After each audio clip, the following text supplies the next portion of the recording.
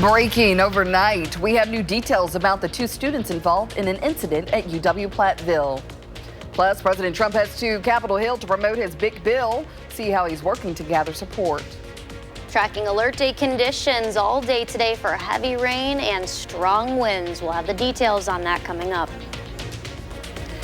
Good morning and welcome to News 3 Now this morning on a Tuesday. We begin this morning with breaking news out of Platteville. The university's chancellor has confirmed that two students are dead following an incident that unfolded yesterday. The chancellor's office identified the students as 22-year-old Kelsey Martin of Beloit and 22-year-old Hallie Helms of Baraboo. At this hour, it's still unclear what led to the deadly situation.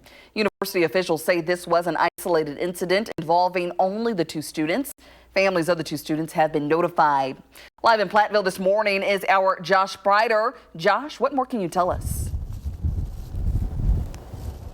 All is quiet here on campus this morning, and this residence hall does remain closed at this hour. Police in Platteville did confirm that situation as an active situation right here at Wilgus Hall around 4 in the afternoon yesterday, and police say that situation has since ended. The identity of the two students who are dead as a result were confirmed overnight by the university, but few other details have been confirmed in the situation. Finals are canceled on the UW-Platteville campus and also the UW-Platteville Baraboo campus in Sauk County. University staff say counseling is available through Montrose Care Hub at any time. The Platteville School District says classes will be held as usual for them today, but counseling services will be available to anyone who needs it. In a news conference last night, UW-Platteville Chief of Police said this is an ongoing law enforcement investigation, and there were no specific details at that time. The department confirmed this was an isolated incident, however. The university's chancellor is sharing their plan moving forward. I just want to say our biggest concern at this point, first and foremost, is the safety and well-being of our students. Right now, what we have to focus on are those students who are impacted and support them in ways that only the people on this campus can do. Wilgus Hall is a home to about 230 students. Authorities evacuated some of those people from the area. Many students did not know what was going on. Students told News 3 Now they were first told to shelter in place, then told to leave. Like these two freshmen who quickly grabbed their necessities and left their first year of college life behind in a hurry. Walk out and I smell like smoke, which I now know is gunpowder, but it's like, I wonder if there's fire going on. We thought it was just a drill. We weren't thinking. We came out, there were cops. I heard someone in a gun, and then we got emails saying evacuate and stay in your dorms. Everyone avoid Wilgus at all costs. Those students haven't been told yet when they can return to their dorm rooms. Back out here live this morning, again, Wilgus Hall remains closed. No word on when the dorm will reopen and when students can be allowed back here on campus, but finals again have been canceled for the week and counseling services are available to those who need it. Live in Platteville, I'm Josh Ryder, News 3 Now. Josh, thank you so much for that update. You can get the latest news and updates to this story right to your phone with the Channel 3000 News app. With the app, you'll get our latest push alerts on breaking news as it happens. The app is free in your phone's app store. Just search Channel 3000. Well, let's switch gears here. Let's check in with meteorologist Savannah Brito, who's getting us ready as we head out the door. What can we expect? Yeah, well, definitely a rainy start to the day, Kyrian, for everyone across Dane County. Now seeing some lighter to moderate showers. The heaviest rain, those dark greens and yellows on radar, so not necessarily across Dane County, but just directly to our southwest and also northwest, kind of up near Wisconsin Dells, just southwest of that area now. So everyone's going to continue to see fairly heavy rain through the rest of the morning, even into the early afternoon. I think by mid to late afternoon, that's when rain starts to break up at least a little bit, but still tracking scattered showers all the rest of the day and then even into tomorrow. We're at 32 miles per hour in Madison, 32 in Janesville, 29 in Wisconsin Dells, 32 in Platteville. Very breezy conditions that'll also continue all day today. We'll talk about when winds ease and how much rain can be expected during this time frame coming up. Savannah, thank you. Stay on top of the alert day conditions by downloading the free First Warn weather app. You can find that in your app store. Now to Rock County. Beloit police say they rescued a man after he drove his vehicle into the Rock River. Officers responded to a Jeep about 40 yards from shore, sinking across from the ABC Supply campus. They found a 42-year-old Rockford man trapped inside. After the Jeep went underwater, the man broke a window and escaped. An officer pushed him to shore. Police arrested the man for his first offense of operating while intoxicated. Safety concerns have forced the closure of a major Mississippi River bridge in Crawford County, which connects Wisconsin to Iowa on Highway 82. The project manager for the replacement bridge says a sensor detected one of the piers shifted beyond safety limits, prompting the closure. The current bridge has been in use since 1931. Highway 82 is the only river crossing for 60 miles between Prairie du Chien and La Crosse. Now to national news. In Washington today, President Donald Trump heads to Capitol Hill to rally House Republicans behind his One Big Beautiful Bill. The package would make his 2017 tax cuts permanent and increase border funding. It would also cut Medicaid, food assistance, and clean energy spending. The bill would also add work requirements to some social programs. House Republicans are split on the measure. Meanwhile, Democrats strongly oppose it. Republicans are trying to jam this big, ugly bill down the throats of the American people. Some hardliners argue the bill's spending cuts don't go far enough and that work requirements should kick in sooner. Disagreements also remain on the state and local tax deduction, or SALT cap. House Speaker Mike Johnson is eyeing Thursday for a final vote. The Trump administration has agreed to pay $5 million to the family of a January 6th participant killed by police. A U.S. Capitol police officer shot and killed Ashley Babbitt as she tried to break into the House Speaker's lobby outside the House chamber. Babbitt's family filed a wrongful death lawsuit against the government seeking $30 million. Authorities cleared the officer involved of any criminal wrongdoing. Both sides of the political aisle are responding to news of former President Joe Biden's cancer diagnosis. Doctors have diagnosed Biden with a highly aggressive form of prostate cancer that has spread to his bones. Leaders from both parties offered words of support, but several political figures, including President Trump, questioned when Biden's medical team first learned of the cancer. President Trump told reporters he was surprised the public wasn't notified sooner. The National Transportation Safety Board continues to investigate why a Mexican Navy training ship crashed into New York's Brooklyn Bridge. Investigators have completed an assessment following Saturday night's accident. The NTSB says the collision did not cause significant structural damage to the bridge's load-bearing elements. Back at home, Metro Transit and the Madison Metropolitan School District are teaming up again to offer free summer bus passes for students in grades 6 through 12, including recent graduates. The Summer Youth Pass lets eligible students ride Metro for free from June 12th through September 1st. Students with existing MMSD passes can keep using them. New riders can get a virtual pass through the Metro Transit Fast Fare app. Elementary and out-of-town students can purchase a pass for $35. For more details, visit mymetrobus.com. The 115th Fighter Wing of the Wisconsin Air National Guard will conduct nighttime training flights this week. The F-35 jets will be in the air causing some noise tonight through Thursday. It's expected to last each night until 11. The Air National Guard says they will be taking specific paths during this training to reduce any noise residents may hear. The training is necessary to maintain the fighter wing's overall readiness. Capital One is agreeing to pay $425 million in a multi-state settlement with depositors. Capital One customers say they were falsely promised increased interest rates on 360 savings accounts. The suit claims that one account had a fixed rate of 0.3%, while a different account with better rates was not properly advertised. $300 million of the settlement will go to the depositors to make up the difference in lost interest compared to the higher yield account. The rest of the money will go to depositors with currently open 360 savings accounts. Capital One admits no wrongdoing in the settlement. Subaru says it has adjusted the sales price of vehicles sold in the U.S. to offset increased cost. The Japanese automaker says the price change is in response to current market conditions. It did not directly link the changes to tariffs. Subaru is the latest automaker to announce a price increase in the U.S. as expenses rise from President Trump's tariff policies. A pharmaceutical company has agreed to buy the bankrupt genetic testing firm 23andMe. The deal gives Regeneron Pharmaceuticals control of genetic data from millions of people. 23andMe collected DNA from 15 million customers who sent in saliva samples. Regeneron says all of 23andMe's consumer genome services will continue without interruption. The bankruptcy auction deal is valued at $256 million. Scientists are closing in on a pain relief medication without the dangerous side effects of opioids. Doctors at Duke University report that an experimental drug, SBI 810, shows promise in relieving pain without causing tolerance to build up. Building tolerance often forces opioid patients to need stronger and stronger doses. In the 608 this Memorial Day weekend, Madison will host the annual Run Madtown races. The event features a Twilight 5K on Saturday evening. Then there's a half marathon and a 10K on Sunday morning. All races start and finish on the University of Wisconsin campus. They'll guide participants through iconic city landmarks such as the Capitol Building, Camp Randall Stadium, Lake Mendota, and the UW Arboretum. Our Josh Fighter will have more on this story live from downtown on Friday morning. Let's check in with Savannah. What's coming up?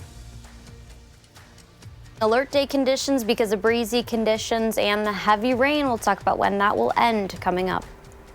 And coming up in your morning sports, Matthew Golden now officially a member of the Packers. The details of the contract he signed.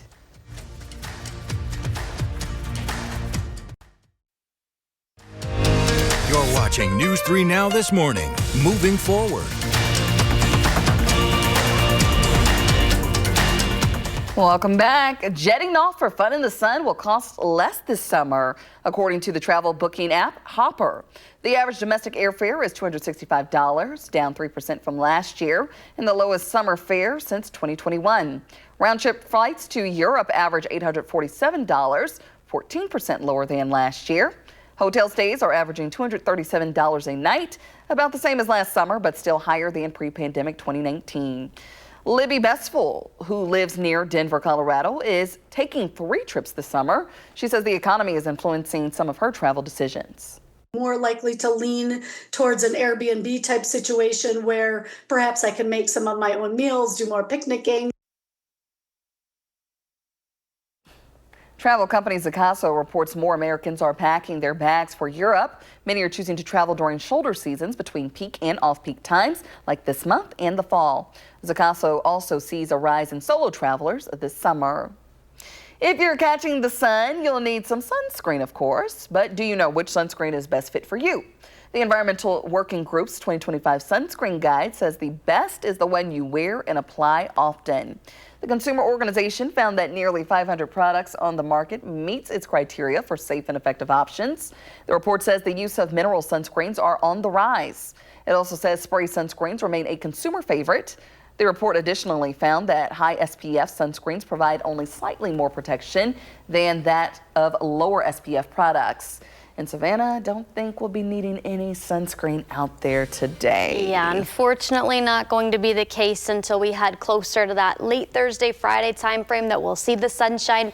We're waking up to a lot of widespread rain. Everyone across Dane County seeing that. The heaviest are areas of the dark greens and also brief yellow pockets of heavier showers on radar as well. Pretty much all across and near the Lone Rock area, south and southwest of Wisconsin Dells, near Viroqua and La Crosse, south of Watertown and down near Janesville. We are going to see heavy and widespread rain continue the next several hours.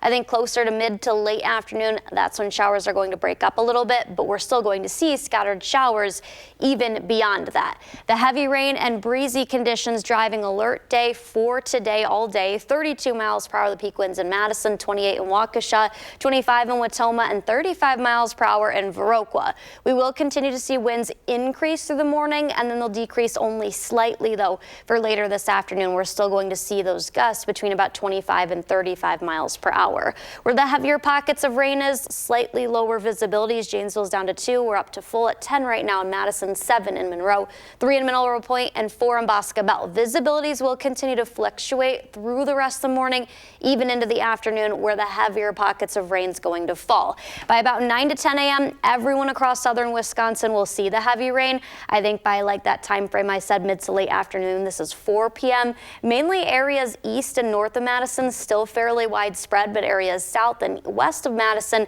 might see a brief break. But scattered rain will continue overnight. That's into Wednesday morning, Wednesday afternoon, and even Wednesday evening and night. By Thursday morning, that's when those clouds move out, and also rain chances are going to be well to our south as that low continues to move out of here. During that time frame as well, our winds will finally come down a little bit, still going to be pretty breezy heading into the latter half of this work week though. This is rainfall through 1 p.m.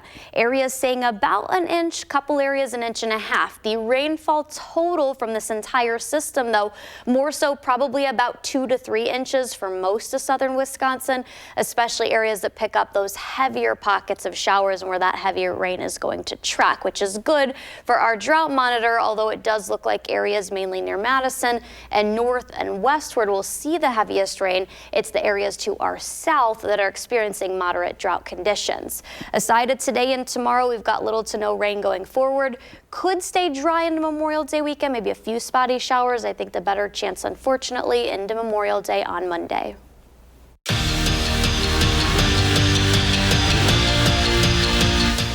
The Packers snapped a 2-decade-plus streak of not taking a receiver in the first round when they drafted Matthew Golden, 23rd overall in this year's NFL draft. And the Texas wideout officially became a member of the Packers Monday afternoon, signing, according to Adam Schefter, a 4-year, fully guaranteed $17,580,000 contract with the franchise. Later this week, Madison College baseball is headed to their home away from home, Oklahoma, for yet another trip to the JUCO Division II World Series. It's the Wolfpack's record-setting 7th straight appearance. Now, the bracket for the double elimination tournament will be unveiled this afternoon, so they'll find out their seed and their opponent then. For now, though, the guys are just excited to be heading back for another shot at a national championship. We've been there 14 times now or something like that, and haven't fully gotten all the way to being number one. And that's been the number one goal this year, has been to get the number one spot at the end of the year. A lot of teams have gone there, but no teams have won yet. So our only expectation is to win it. We don't want to be content with going. I mean, we've gone every other year, so just that isn't anything really at this point. It's now just winning it is our only goal. Brewers opening up a 3-game series with the Orioles. Jumped to the 8th, tied at 4, and William Contreras had 4 hits in this one. None bigger than that. He smacks it right back up the middle to drive in the game-winning run.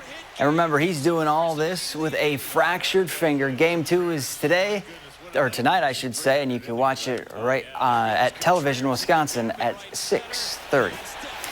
And that's it for morning sports. Have a great day. And still ahead, a mural to celebrate a hometown hero and a watery rite of passage for some Ohio high school students. And in our next half hour, how severe weather could impact your credit score for better or worse.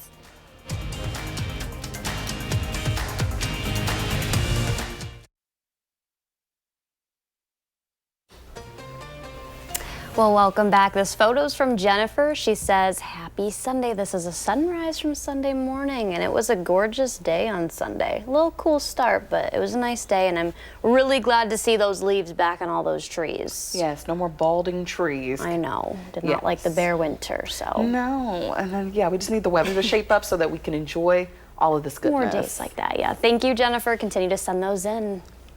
Well, here's what's trending this morning. It's well known now that Pope Leo XIV is a Chicago White Sox fan. To honor the new pontiff, the team unveiled a mural at Rate Field. The artwork is on a pillar down the third baseline featuring the Pope in his papal regalia. It's outside the section where in 2005, Leo cheered on the Sox during Game 1 of the World Series, according to the Chicago Tribune. The mural includes a screenshot of the game's broadcast showing the Pope at the game with friends. Absolutely love that. Yeah. Very cool. The first American Pope getting some hometown recognition already. Yeah, I have to go back to Chicago to see that. I'm not a White Sox fan, but that'd be cool to go there to see that. Yes, it would. I like that they did that. Yes. Well, in other news, it's a springtime rite of passage for some Ohio high school students. This is the 26th annual Raider Regatta. It was yesterday in Beaver Township, Ohio. 10th graders in math and English classes tried to take turns trying to get their homemade boats back and forth across a pond. The kids work in teams using only cardboard and duct tape to see if their crafts are actually seaworthy or not. So they designed these different boats trying to get across this water. Obviously, water pretty cold there. That's a pretty cool idea. We just got to make them out of like tinfoil when I was a kid. Yes. I would like to actually make this and get to go. Yeah, the little ones that they just put in like the little, the buckets like the little plastic bins and let them do that. That's it. Not the real deal out here. That's what we did. We just got to see if they floated or not. But exactly. This is really cool. Yes.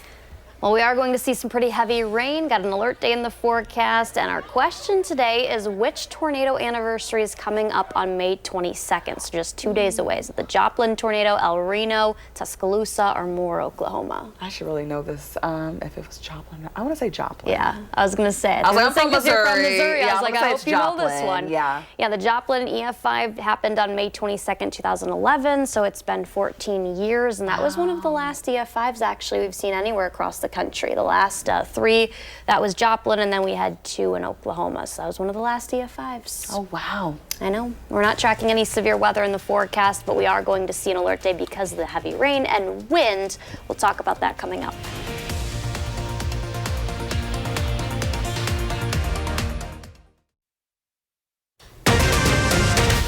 Breaking overnight, new details about the students involved in an incident at UW Platteville. And we're tracking alert day conditions because the heavy rain and very strong winds we're going to see. More details coming up. And an update on the search for a missing boater on Lake Monona. What police are saying about the recovery effort. Good morning, everyone, and welcome to News 3 Now. This morning on a Tuesday, we continue to follow breaking news out of Platteville. UW Platteville's chancellor has confirmed that 2 students are dead following an incident that unfolded yesterday. The chancellor's office identified these students as 22-year-old Kelsey Martin of Beloit and 22-year-old Hallie Helms of Baraboo.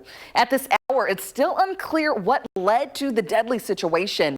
University officials say this was an isolated incident involving only the 2 students.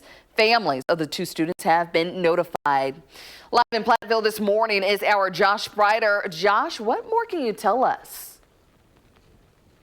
Kyrian, good morning to you. Quiet on campus this morning, and Wilgus Hall remains closed at this hour, so no students stayed here overnight. Now, police in Platteville did confirm that active situation around 4 in the afternoon inside this dorm here yesterday. Now, police say that situation has since ended. The identity of those 2 students who are dead as a result were confirmed by the university overnight, but few other details have been confirmed in the situation.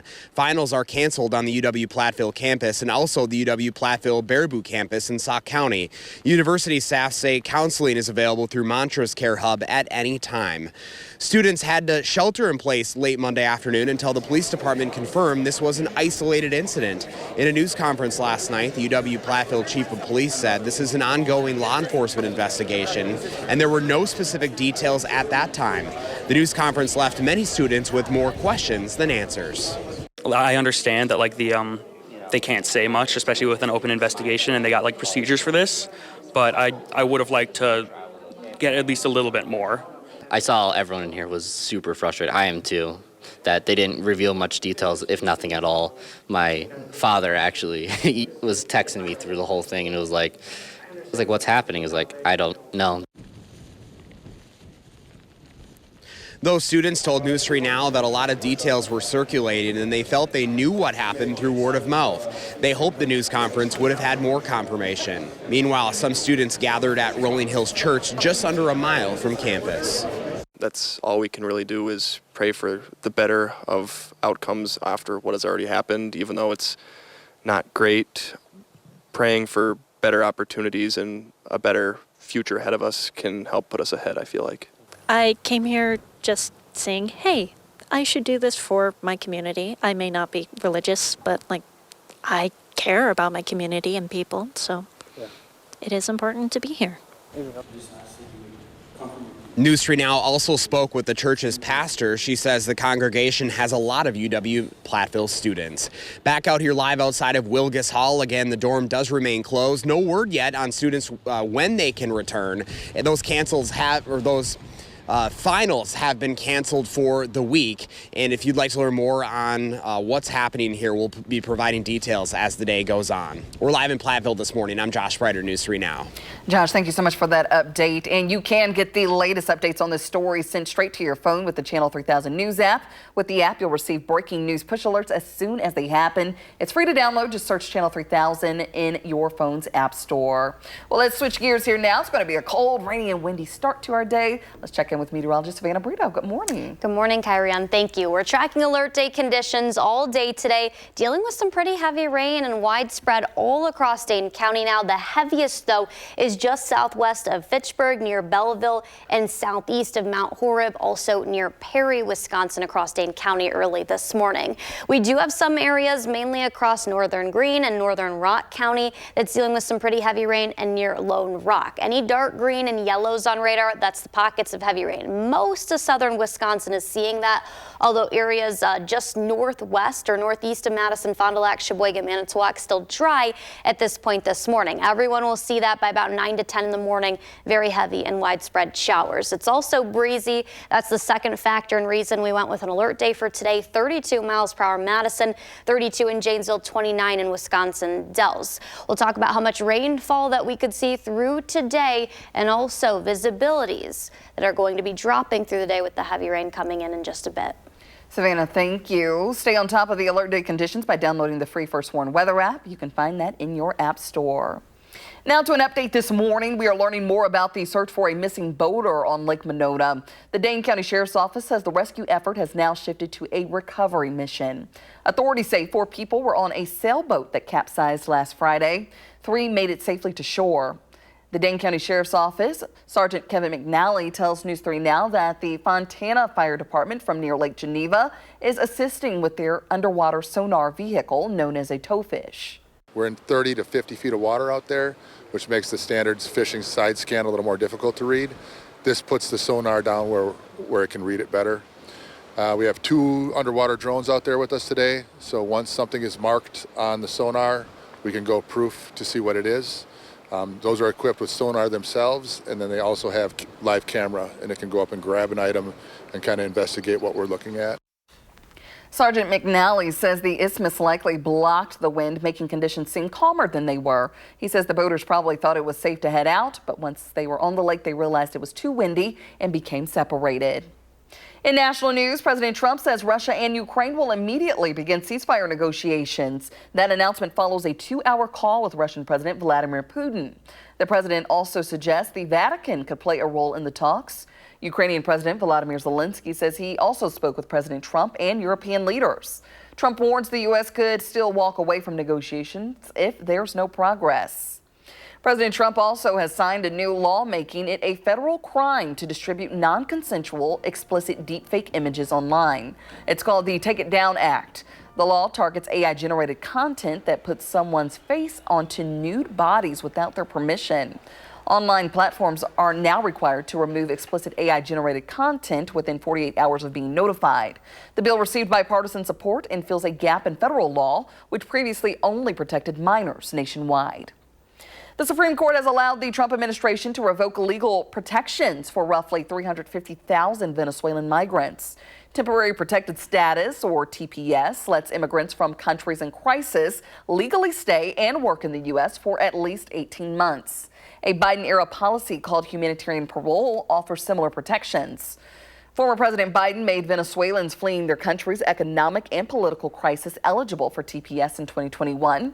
The Trump administration argues that TPS and humanitarian parole have become back channels for immigrants to remain in the U.S. longer than necessary. And the government has charged Democratic Representative LaMonica McIver of New Jersey with federal assault. The charge stems from an incident earlier this month during a protest outside an ICE facility in New Jersey. The Department of Homeland Security claims McIver's body slammed ICE officials during the confrontation. McIver denies the allegation, calling the charges purely political and saying they're meant to deter legislative oversight. Meanwhile, trespassing charges against Newark Mayor Ras Baraka, who was arrested at the same protest, have been dropped. A manhunt in Louisiana is now entering its 5th day after 10 inmates escaped from a New Orleans jail last Friday. As of last night, 6 of the men are still on the run. New surveillance video shows 2 of the inmates walking through New Orleans French Quarter just hours after their escape. The sheriff's office says the inmates broke free by exploiting defective cell locks and breaking through a wall behind a toilet. In more local news now, the City of Madison Equal Opportunities Commission will host community listening sessions to discuss workplace discrimination. These sessions are part of a citywide initiative to engage community members in open dialogue and amplify diverse experiences. The first one will be held on Wednesday, June 11th at 6 p.m. at the Central Library. Input from these sessions will help inform future citywide strategies and resources for employees and employers. The 115th Fighter Wing of the Wisconsin Air National Guard will conduct nighttime training flights this week. The F-35 jets will be in the air, causing some noise tonight through Thursday. It's expected to last each night until 11. The Air National Guard says they will be taking specific paths during this training to reduce any noise residents may hear. The training is necessary to maintain the fighter wing's overall readiness. Happening today, several local organizations are coming together for a Gun Violence Prevention Day press conference. Groups like Moms Demand Action and March for Our Lives will be there, calling for stronger gun laws in the state. The event is set for 1 p.m. today at the state capitol. McFarland's Police and Fire Commission has ended its months-long search for a new police chief without making an appointment. 4 finalists were interviewed in March, but commissioners say none fully matched the department's needs. Interim Chief Brian Redmond will continue in the role for now. The village will reassess its recruitment process, and there's no timeline yet for restarting the search. Let's check in with Savannah. What's coming up? We're tracking alert day conditions because the heavy rain and also very strong winds we're going to see. We'll talk about how much rain can be expected over the next 24 hours. And also ahead, how people impacted by severe weather could also face financial challenges.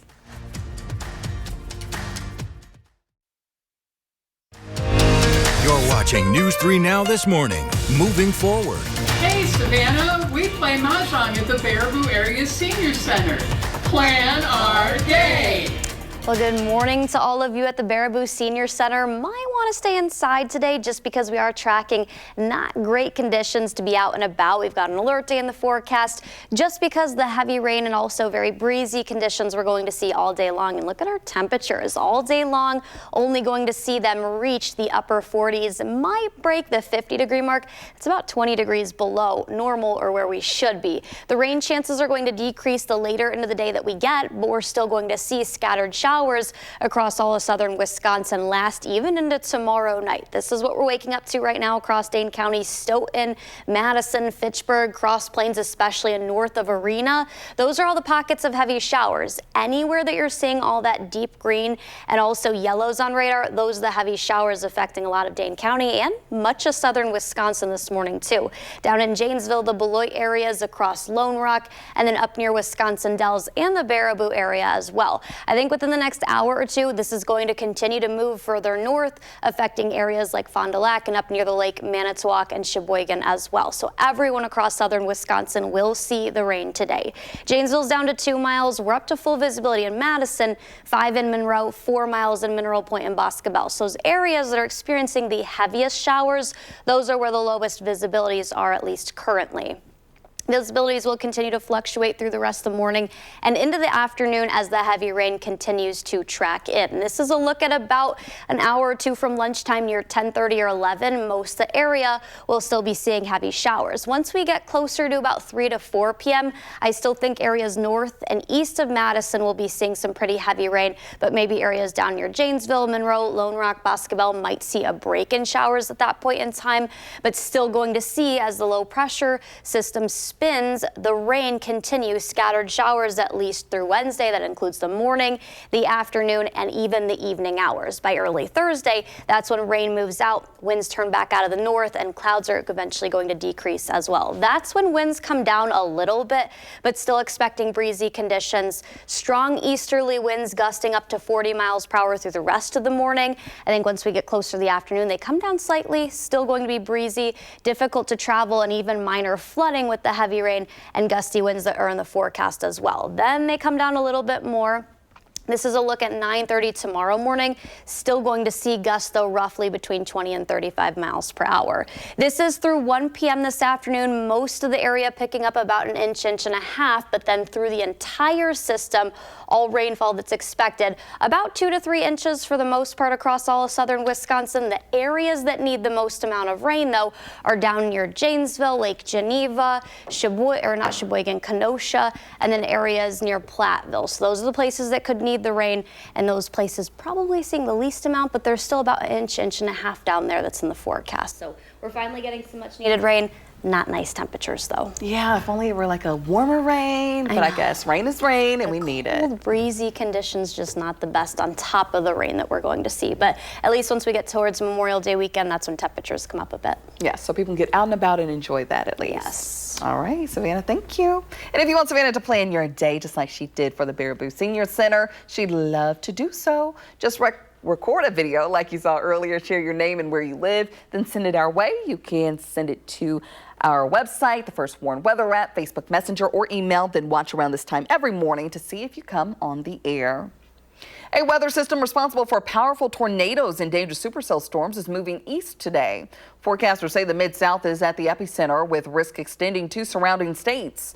They warn there's a chance for more supercell thunderstorms that could last for hours. Other risks today include flash floods, strong tornadoes, and very large hail, especially in areas still recovering after nearly 100 reported tornadoes.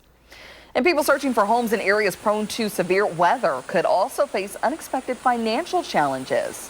A new report says credit scores may rise or fall if climate disaster risk is factored.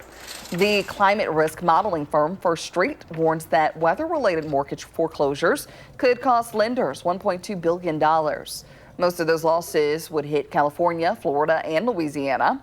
Experts say these types of lender losses could climb to nearly $5.5 billion a year over the next decade.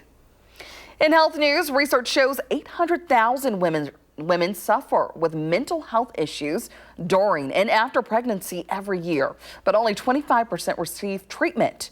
During this Maternal Mental Health Month, CBS's Danya Backus introduces us to a mother in an organization working to erase the stigma. Uno, dos. Giovanni Figueroa finds joy in motherhood with her 2-year-old daughter, but there was a time when she wondered if this day would ever come. It's been a beautiful experience, but also a very difficult one. Around 2 months after giving birth, she says she was crying all the time and having thoughts that would frighten her. I didn't have the will to do anything, the desire to enjoy anything. Everything was sadness. According to the Policy Center for Maternal Health, 1 in 5 mothers experience mental health disorders just before or after birth, ranging from depression and anxiety to post-traumatic stress.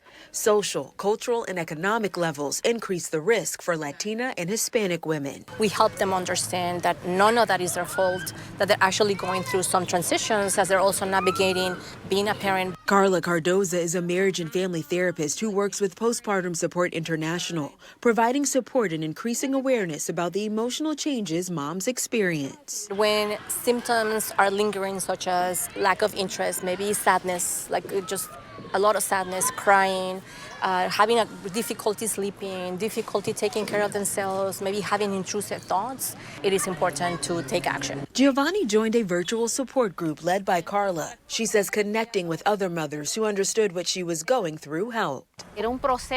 I understood it was going to be a process. There were going to be changes in me, but I'd be okay in the future. She shares her experience so families know they do not have to suffer alone. Danya Backus, CBS News, Los Angeles. Coming up in the morning sprint, how the state of the U.S. economy is impacting mortgage rates. But first, if you have a little kid turning 3 soon, please let us know. We would love to share their picture right here on TV. You're watching News 3 Now this morning. We'll be right back.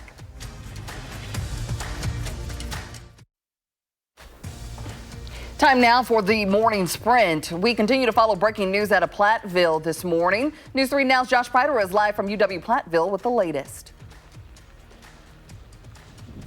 Hey, good morning, Kyrie. We have that breaking news. UW Platteville Chancellor identifying those 2 students who died in this incident right here at Wilgus Hall yesterday afternoon. The Chancellor's office confirms they are 22-year-old Kelsey Martin of Beloit and 22-year-old Hallie Helms of Baraboo. Officials say the incident was an isolated event between the 2 students. Their families have been notified. Police in Platteville responded to an active situation at Wilgus Hall around 4 o'clock yesterday. They are still currently investigating what happened. Right now, we are working to learn more details. The Dane County Sheriff's Office says the search for a missing man in Lake Monona is now a recovery mission. Authorities say 4 people were on a sailboat that capsized last Friday.